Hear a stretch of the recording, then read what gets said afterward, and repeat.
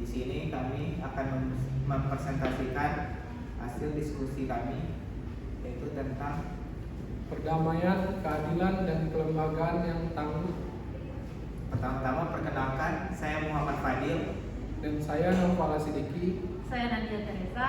Saya Sarah Teresa. Nah, di sini perdamaian, keadilan, dan kelembagaan yang tangguh. Latar belakang perdamaian, keadilan, dan kelembagaan yang tangguh. Perdamaian, keadilan, dan kelembagaan yang kuat itu penting dalam integrasi bangsa. Sebab dengan adanya perdamaian, keadilan, dan kelembagaan yang kuat, semua orang dapat hidup dengan aman dan tenang dan tentram. Perdamaian, stabilitas, hak asasi manusia, dan pemerintahan efektif berdasarkan aturan hukum adalah jalur penting menuju pembangunan berkelanjutan. Keamanan dan kemakmuran sementara wilayah lain dapat terus-menerus berada dalam lingkaran konflik dan kekerasan. Kondisi ini tidak bisa dihindari dan harus diketahui. Next. Tujuan dari perdamaian, keadilan, dan kelembagaan yang tangguh adalah perdamaian, keadilan, dan kelembagaan yang kuat bertujuan berupaya menguatkan masyarakat yang inklusif dan damai atau peace, terwujudnya penegakan keadilan atau justice dengan menyediakan akses keadilan untuk semua serta membangun institusi yang tangguh. Tujuan mewujudkan perdamaian dan keadilan adalah sesuatu yang perlu diusung semua negara. Tujuan pembangunan berkelanjutan ingin menekankan segala bentuk kekerasan dan mendorong pemerintah dan masyarakat menyelesaikan konflik dan ketidakamanan secara langsung.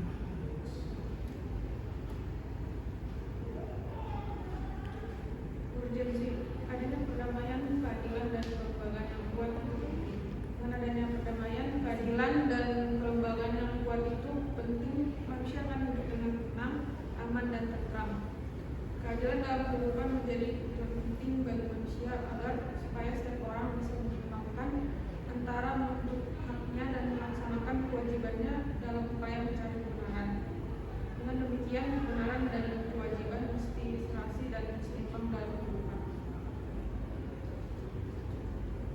Kemudian konsep peradilan yang adil merupakan konsep yang mengungkapkan bahwa proses peradilan harus bertindak secara adil terhadap mengadili pidana untuk jenis kejahatan apapun.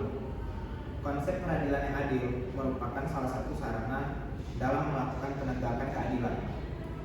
Konsep ini didasarkan kepada adanya prinsip persamaan di hadapan hukum. Ini sejalan dengan tujuan hukum untuk mewujudkan kesetaraan dan keadilan. Kedua konsep ini saling berkaitan satu sama lain serta saling melengkapi tujuannya masing-masing. Oke, selanjutnya upaya penanggulangan.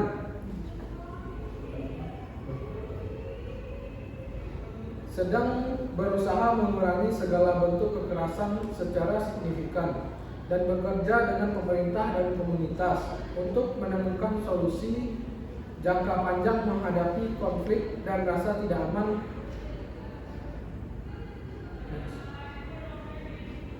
Memperkuat aturan hukum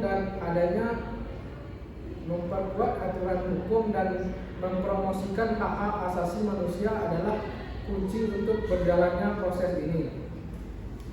Selain juga mengurangi peredaran senjata ilegal dan memperkuat partisipasi negara-negara berkembang dalam institusi dan pemerintahan global. Oke, next. Selanjutnya adalah keadilan di Indonesia.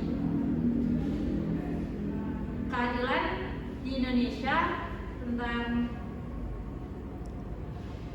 perdamaian, keadilan, dan kelembagaan yang tangguh adalah adanya banyak macam keadilan di Indonesia, yaitu keadilan komutatif, keadilan distributif, keadilan kodrat alam, keadilan konvensional, serta keadilan keadilan perbaikan.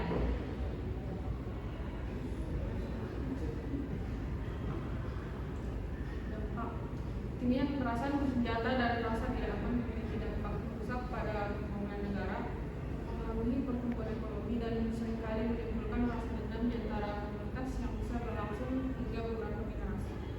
Kekerasan seksual, tindak kejahatan, eksploitasi, dan penyiksaan juga sering terjadi dalam kondisi konflik atau jika tidak ada hukum yang mengatur dan negara harus mengambil tindakan untuk melindungi mereka yang berada dalam risiko.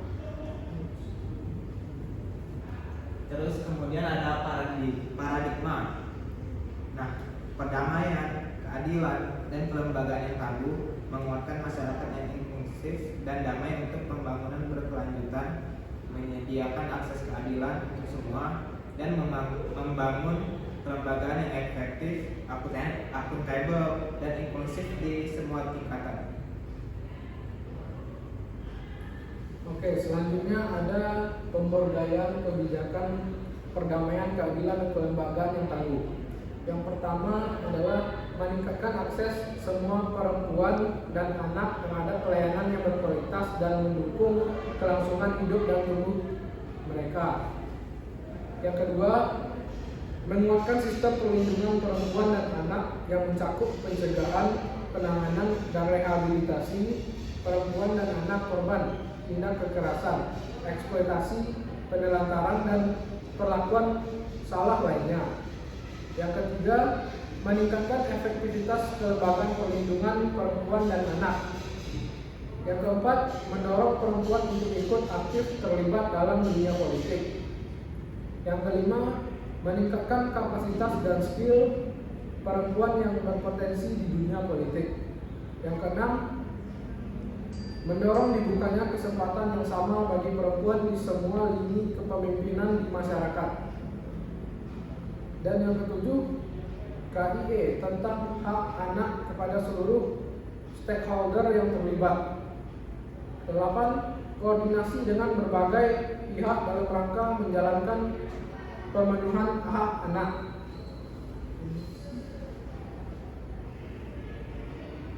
Setelah yang terakhir adalah kesimpulan dari perdamaian, keadilan, dan kelembagaan yang tangguh adalah lembaga peradilan memiliki peran penting dalam implementasi konsep negara hukum saat proses demokratisasi, terutama dalam kondisi transisi dan sistem politik yang otoriter ke arah masyarakat yang demokratis.